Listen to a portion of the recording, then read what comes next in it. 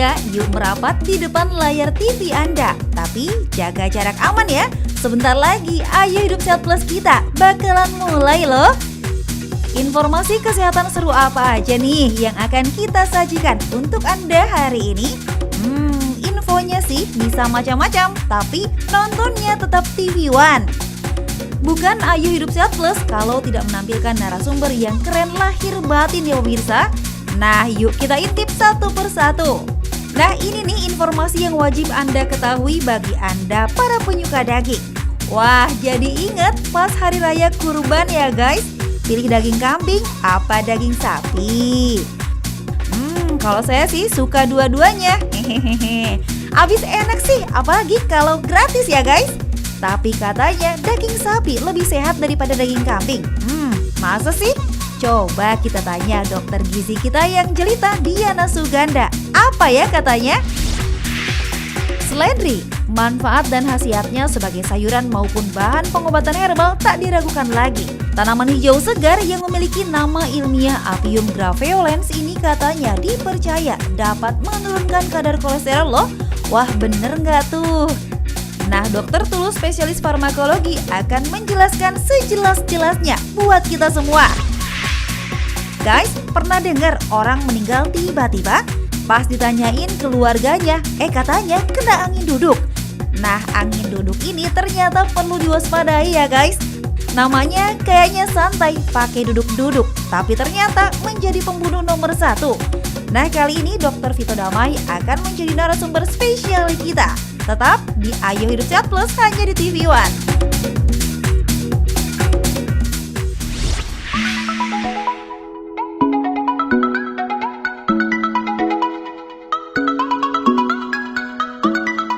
Pemirsa Ayo Hidup Sehat Plus, siapa yang tak suka makan daging sapi? Ya, daging yang satu ini adalah salah satu jenis daging yang paling disukai di Indonesia.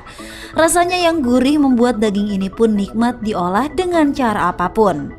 Di Eropa maupun Amerika, T-bone, iga atau daging khas luar diolah menjadi steak.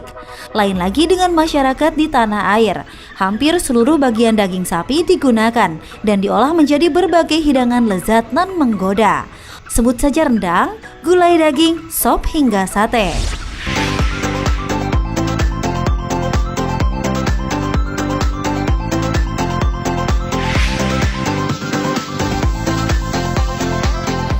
Hai pemirsa, saya sekarang sudah bersama dengan Chef Muto yang lagi asik masak nih. Masak apa ini, Chef? Halo, ya. Sekarang saya lagi mengolah daging. Daging ya, dimasak apa hari ini? Nah, hari ini saya akan grill. Di grill, pasti enak banget. Nah, sekarang kita mau membahas tentang mitos dan fakta yang beredar di masyarakat tentang daging sapi.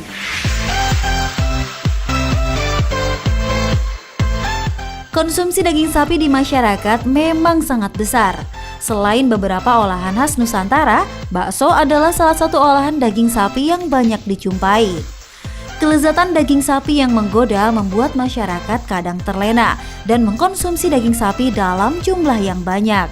Sedangkan ada banyak risiko bagi kesehatan jika dikonsumsi dan diolah dengan cara yang kurang tepat. Hingga beredar sejumlah kabar yang mengatakan bahwa daging sapi tak baik bila dikonsumsi saat sedang diet. Fakta atau mitos ya pemirsa? Itu adalah mitos.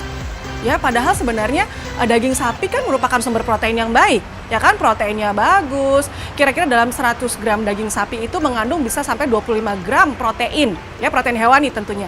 Dan itu pun sebagai asupan yang baik pada saat orang berdiet. Intinya pada saat berdiet itu sebenarnya kita harus atur asupan total yang masuk. Dan salah satu sumber untuk protein pada saat diet itu bisa dari protein hewani dari daging sapi. Pemirsa, untuk mendapatkan manfaat baik bagi kesehatan tubuh, cara pengolahan daging sapi adalah hal yang penting yang harus diperhatikan. Namun selain itu ada banyak kesalahan dalam pengolahan yang katanya berakibat buruk pada kualitas daging sapi itu sendiri. Seperti kebiasaan mencuci daging sapi sebelum digunakan. Kabarnya daging sapi yang dicuci sebelum diolah bisa menambah jumlah bakteri dalam daging. Fakta atau mitos ya pemirsa? Itu adalah fakta. Ya, karena pada saat kita mencuci tadi bahan masakan ini, bahan makanan ini belum matang ya, masih ada bakteri dalamnya. justru pada saat proses pencucian tersebut, air, kita cuci biasa dengan air yang mengalir. Nanti kemudian dia bisa menciprat atau terpercik kemana-mana. Itu yang justru bahaya, bakterinya bisa berpindah ke talenan, ke pisau, ke alat makan kita. Sebaiknya tidak kita lakukan.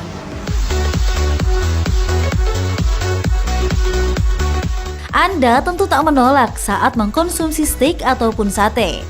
Meski menggunakan bumbu yang cukup sederhana, kedua olahan ini tetap sama nikmat di lidah. Nah, berbicara seputar sate ataupun steak, tingkat kematangan saat mengolah daging ini menjadi perhatian khusus. Jangan sampai terlalu matang ataupun mentah. Karena kabarnya jika mengkonsumsi daging sapi yang belum matang, bisa berbahaya bagi tubuh. Pemirsa, itu fakta atau mitos? Itu adalah fakta. Ya, jadi memang pada daging sapi yang tidak matang, maksudnya yang raw, yang masih mentah, itu masih terdapat bakteri. Ya, masih terdapat telur cacing, biasanya dari cacing pita, jenis cacing pita, yang pada saat kita konsumsi jika tidak matang itu berbahaya bagi saluran pencernaan kita. Sebenarnya jika kita bandingkan daging sapi dan daging kambing itu sebenarnya hampir sama untuk segi nutrisinya. Per 100 gram itu tadi proteinnya kira-kira 25-26 gram, sedangkan daging kambing itu bisa 25 gram. Jadi benar-benar hampir mirip. Lalu bagaimana ya tips konsumsi daging sapi yang benar? Tips konsumsi daging sapi, pertama daging sapi tersebut sudah harus diproses sampai matang. Ya, biasa kita makan dalam kondisi yang sudah matang. Sebenarnya daging sapi kan salah satu jenis protein. Sebaiknya dalam satu hari misalnya dia mau makan sekali makan 100 gram itu boleh. Tapi sebaiknya pada saat next makannya kita campur juga dengan ayam, dengan daging ikan, dengan telur. Supaya konsumsi harian kita lebih bervariasi. Sehingga proteinnya pun juga berbagai macam. Jadi biasanya kalau untuk cara yang tradisional, kita bisa mengempukkan daging sapi itu dengan daun pepaya. Kenapa daun pepaya? Karena daun pepaya itu mengandung enzim papain. Sifatnya adalah memutus rantai protein. Jadi sehingga si daging sapinya itu bisa lebih empuk. Nah pemirsa, sebagai informasi tambahan, Chef Muto ingin berbagi tips cara menyimpan daging sapi yang baik. Mau tahu caranya? Ini dia tipsnya untuk Anda. Baik pemirsa, saya akan berikan tips cara penyimpanan daging yang baik, yaitu di kulkas antara 5 derajat ke bawah, itu penyimpanannya ya. Saya gunakan plastik wrap. Kita buka plastik wrapnya seperti ini. Kemudian daging kita taruh di sini, dilipat, dibungkus, kemudian kita potong dengan pisau. Nah, seperti ini. Kemudian kita kasih tanggal di sininya, tanggal berapa kita taruh di freezer. Kalau misalkan ibu-ibu di rumah tidak mempunyai aluminium foil, tidak punya plastik wrap, bisa menggunakan daun pisang, ya kan? Nah, caranya seperti ini, tinggal kita masukin ke daun pisang seperti ini, kemudian kita gulung. Tereng. Nah, seperti ini, kemudian biasa dikasih tanggal dan ditaruh di freezer. Nah, pemirsa, untuk penyimpanan, untuk lamanya itu bisa hampir 4 bulan.